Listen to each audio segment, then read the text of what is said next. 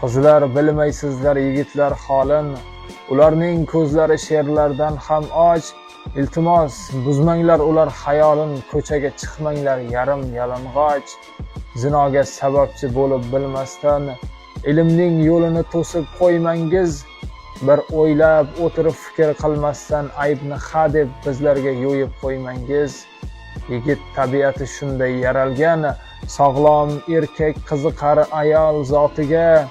Ayol asli hayoning ramzi sanalgan, afsus hozir dog' tushdi uning otiga. Asalning og'zini yopib qo'yilsa, g'o'ng'illab kelmaydi bir to'da ari. Nahotki shu ishni ham qiyin tuyulsa, Qur'onda ayonku aytilgan bari.